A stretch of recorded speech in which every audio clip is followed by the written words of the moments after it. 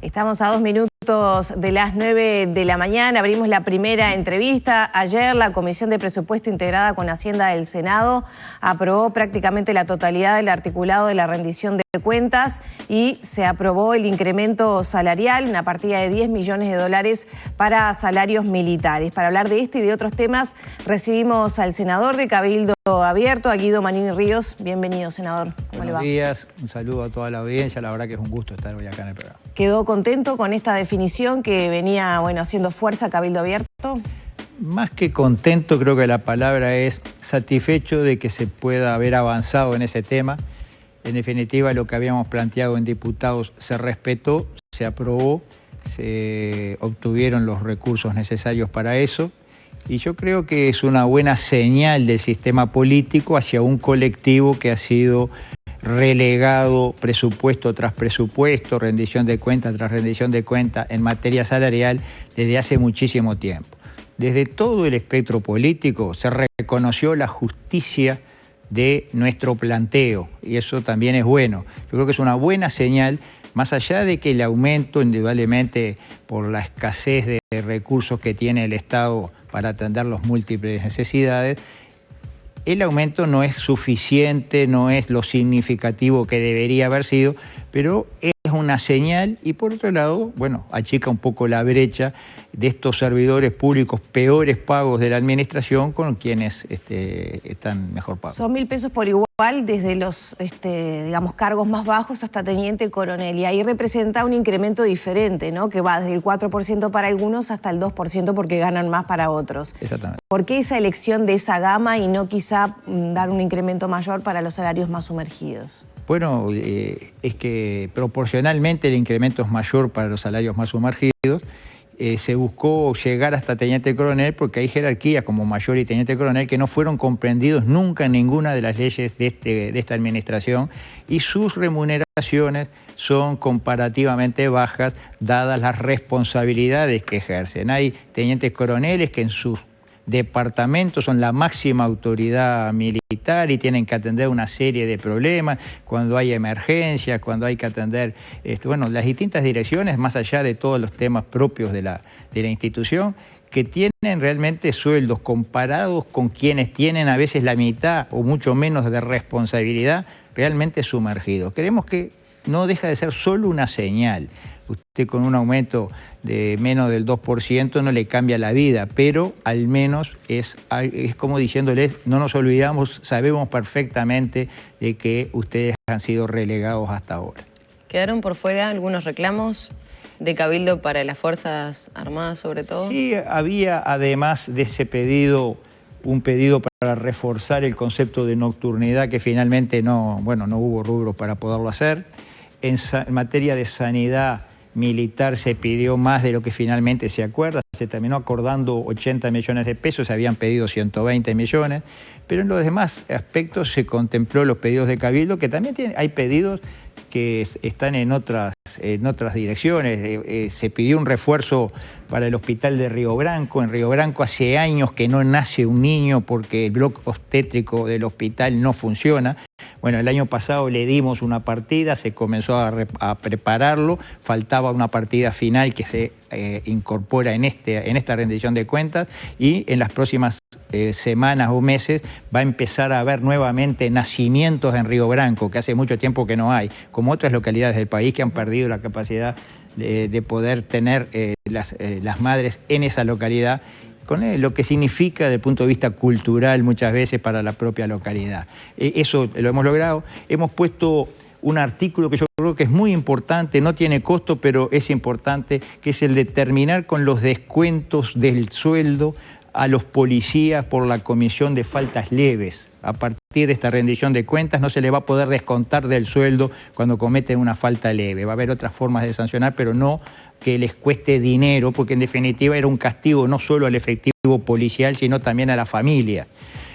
Otro artículo que ha sido bastante comentado últimamente, el de la fiscalía, que un fiscal que termina su gestión no pueda digamos, retirarse y pasar al otro lado del mostrador y empezar a litigar con quienes fueron sus subordinados hasta el día anterior. Creemos que eso es poco ético, que no corresponde. Bueno, a partir de esta propuesta en la rendición se va a cambiar esa realidad. ¿Para eso se va a mantener un subsidio para ese fiscal, por ejemplo? Porque, No, claro, no puede. Termina y no puede ejercer. No puede ejercer. ¿De qué trabaja? Digamos, puede ejercer como abogado de familia, como otras cosas, pero no a ir a litigar con los fiscales que fueron sus subordinados. Él va a tener, la abogacía tiene varios campos, ¿no? Pero no específicamente ir a donde hasta el día anterior había sido de la otra parte. Bueno, creemos que eso no es bueno. ¿Eso aplica a todos los fiscales?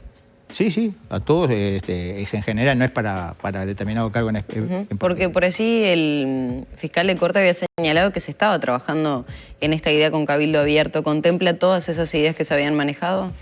Bueno, lo que pasa es que se estaba trabajando, se estaba conversando, ahora se lleva a la ley y rápidamente va a entrar en vigencia disposiciones que yo creo que son de sentido común. Vamos a entender que no estamos acá cazando brujas ni nada, o sea, algo de sentido común. ¿Aplica también al fiscal de corte?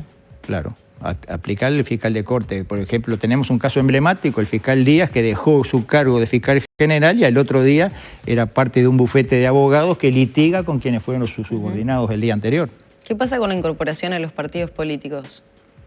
¿De los fiscales también cuando se retiran? Bueno, no lo prevé este artículo, no lo prevé.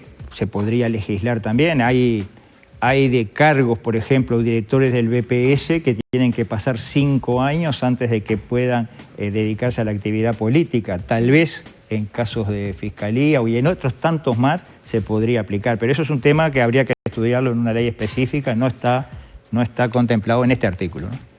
¿De dónde salen estos 10 millones de dólares para los militares?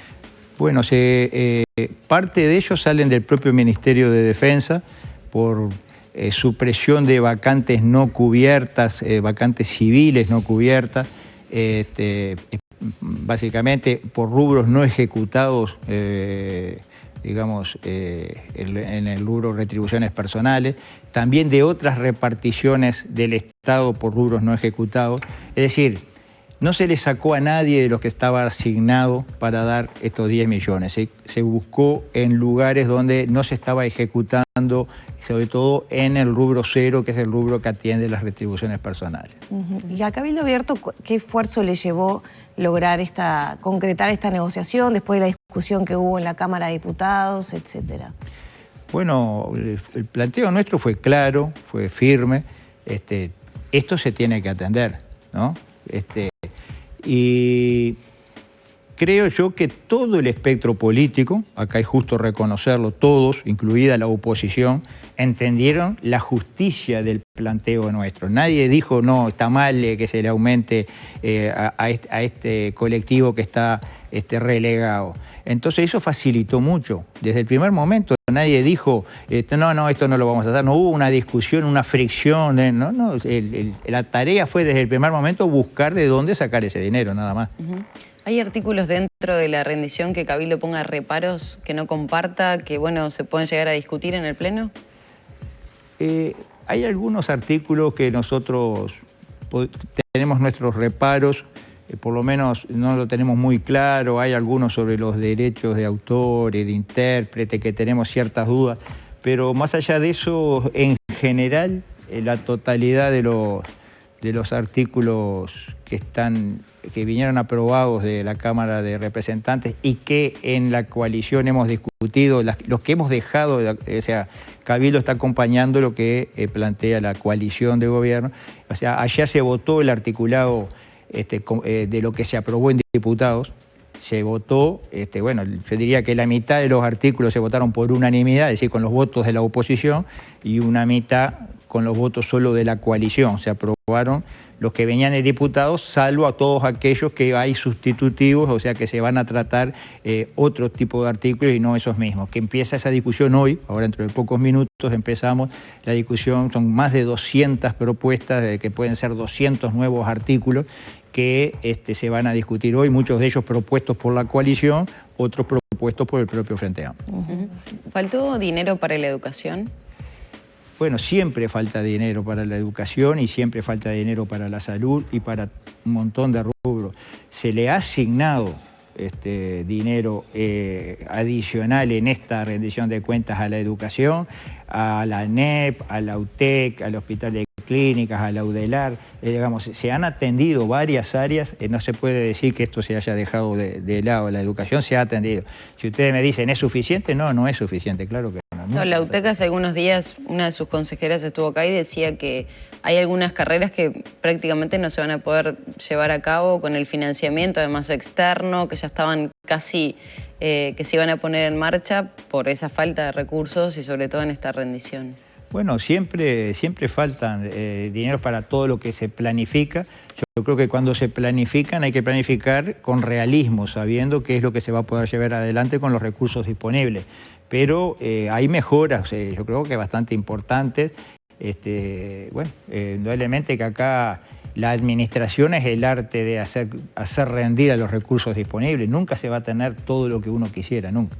¿Cómo califica esta última rendición de cuentas, que es la última que puede permitir gasto? ¿Queda conforme con su globalidad? ¿Piensa que debería haberse aumentado el gasto en algunos rubros, un poco atendiendo a lo que decía Magdalena? Sí, uno piensa que hay aspectos, como puede ser en educación, en salud. Creemos que por más que hay un esfuerzo en salud mental y adicciones, es totalmente insuficiente. 20 millones es insuficiente. Yo diría que se precisarían tal vez 200 millones para establecer toda la infraestructura necesaria para atender a los adictos. Todos tenemos que asumir que el problema más grande que hoy tiene el Uruguay es el de la droga, que se está llevando puesto generaciones enteras, que afecta directamente la seguridad pública. Bueno, ese tema para atenderlo con 20 millones es poco, pensamos. O sea, uno, si me pregunta mi concepto, yo pienso que debería haber sido más amplia, más abierta en materia de tratamiento de drogas y adicciones, pero de todas maneras hay señales claras de que se priorizó ese tema. Tenemos que trabajar mucho en eso para que en el futuro poder tener todos los recursos y la infraestructura necesaria. ¿Hubo otras modificaciones que no requirieron reasignación ni más presupuesto, como por ejemplo el aumento de penas para homicidios? ¿Comparte Cabildo Abierto? Sí, ese aumento de 2 años. Cabildo lo votó. Indudablemente el homicidio es un delito muy grave que tiene que tener una sanción acorde a la gravedad del delito. Lo votamos porque lo compartimos. Hay otros temas que están sobre la mesa, ¿no? Por ejemplo, esta iniciativa que se retoma, más allá de un plebiscito que no prosperó, que contemplaba, por ejemplo, los allanamientos nocturnos. Ayer el ministro del Interior, Luis Alberto Heber, reiteró ese pedido, bueno, que finalmente se pudieran concretar a nivel parlamentario, obviamente, ¿no? ¿Cuál es la postura de Cabildo Abierto respecto a ese tema? Nosotros entendemos que si las fuerzas, si los implicados, los responsables de mantener el orden público, la seguridad pública, reclaman y piden esa herramienta para poder enfrentar con más efectividad el narcotráfico y otro tipo de delitos, es bueno que la tengan. Ahora, también entendemos que tienen que estar dadas las garantías necesarias. Nosotros vamos a proponer y vamos a exigir que en esa propuesta se incluya que esté presente en el lugar del allanamiento el fiscal actuante, que esté presente. Y aparte que el personal actuante tenga el equipamiento necesario para actuar en condiciones de poca visibilidad. No es así nomás de ir de noche a un operativo, hay que tener el equipamiento necesario y hay que tener el entrenamiento necesario. Eso lo vamos a tratar vamos a plantear lo que tiene que estar en la propuesta también, porque no se puede ir así nomás porque va a generar muchos problemas y creemos que no es bueno para nadie, ni siquiera para los efectivos participantes de esos allanamientos. ¿Y el proyecto contempla ese aspecto? No está previsto originariamente, pero vamos a establecer que esté o el fiscal o incluso el juez puede estar presente también. Vamos a discutir eso, pero tiene que estar dadas las garantías garantías necesarias para que después no haya problemas, porque a partir de esos allanamientos nocturnos después viene todo tipo de problemas. Son películas que las podemos ir adelantando porque sabemos que van a pasar. ¿La vía legal le parece correcta, la planteada por el Ministerio del Interior y la que se está evaluando? Bueno, indudablemente que tiene que ir a una ley constitucional que sea después refrendada por la gente en las urnas, ¿no? Ya en el año 19 hubo una propuesta, la gente dijo que no. Bueno, en el año 24 habrá otra consulta a la gente para que a ver si dice que no de vuelta. Porque ahora en esta propuesta va solamente el tema de los allanamientos. En la propuesta del año 19 tenía otros componentes que la gente puede haber dicho que no, o por los allanamientos, o por la Guardia Nacional, o por la cadena perpetua. Bueno, ahora es por un tema especial. Yo creo que el procedimiento es uno de los procedimientos válidos, está previsto en la Constitución, ¿por qué no? Ayer el ministro del Interior señalaba, bueno, su indignación, su enojo con algunos fallos judiciales vinculados a prisión domiciliaria de narcotraficantes. Y bueno, planteaba la necesidad de revisar algunas sentencias que incluyen o se les otorga, por ejemplo, prisión domiciliaria a algunos delincuentes. ¿A usted qué le parece estos cuestionamientos que ha hecho Heber? Yo creo que da para enojarse cuando uno se entera de que narcotraficantes peligrosos están con tobillera en su casa. Yo creo que cualquier ciudadano común debe razonar de que hay algo que no está bien. Que no está bien, será equivocación, será lo que sea, pero hay alguien que le erró con eso. Entonces, da para enojarse. Nosotros, no quiero decir que este sea un caso que esté comprendido, pero Cabildo Abierto propuso ya hace más de un año un proyecto de ley que establece el delito de prevaricato para jueces y fiscales que en forma intencional dejan libre a un culpable o ponen preso a un inocente.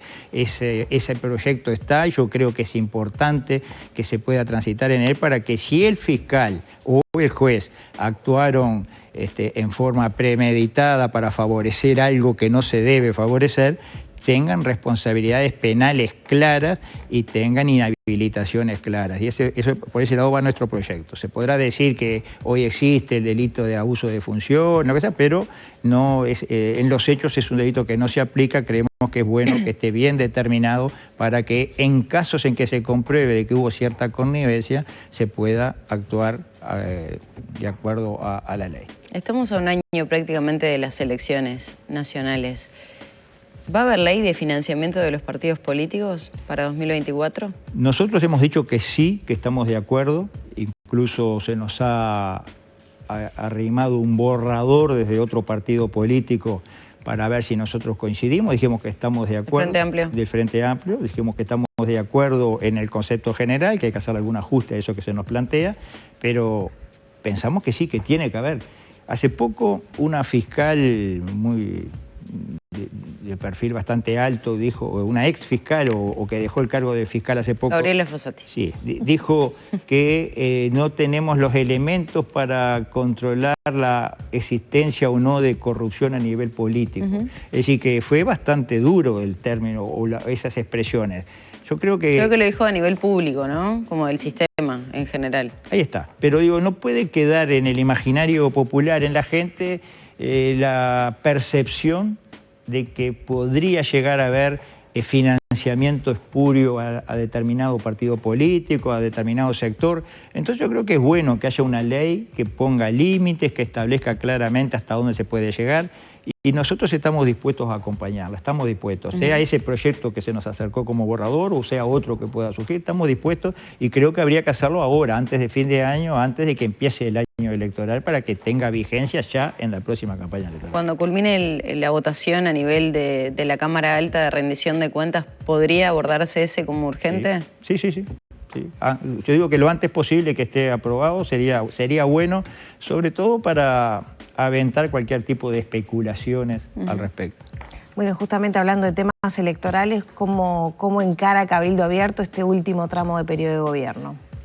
Bueno, nosotros seguimos en formando parte de la coalición, aportando nuestras capacidades, aportando nuestras ideas. Ahora En esta rendición de cuentas hemos hecho varios aportes que creemos han mejorado el articulado. Viene la discusión por las reformas a las cajas bancaria y profesional. Ahí también vamos a hacer nuestros aportes.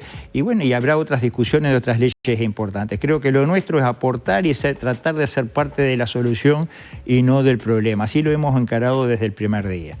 Hacia la campaña electoral, bueno, el partido se está organizando, somos optimistas, tenemos cada vez más agrupaciones que se están formando, gente que quiere trabajar, que se quieren sumar, incluso alguna agrupación de algún otro partido que se ha sumado a Cabildo.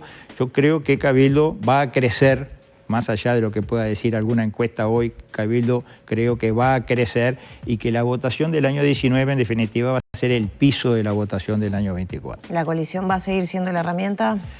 Nosotros apostamos a la coalición, creemos que los cambios necesarios para enderezar cosas que se han torcido durante mucho tiempo requieren más de un periodo de gobierno y que sería bueno para el Uruguay que se renovara la coalición republicana en el gobierno. Creemos que es así y vamos a apostar al crecimiento de Cabildo Abierto como forma de asegurar el triunfo de la coalición. Si Cabildo Abierto crece, la coalición tiene mucho más posibilidades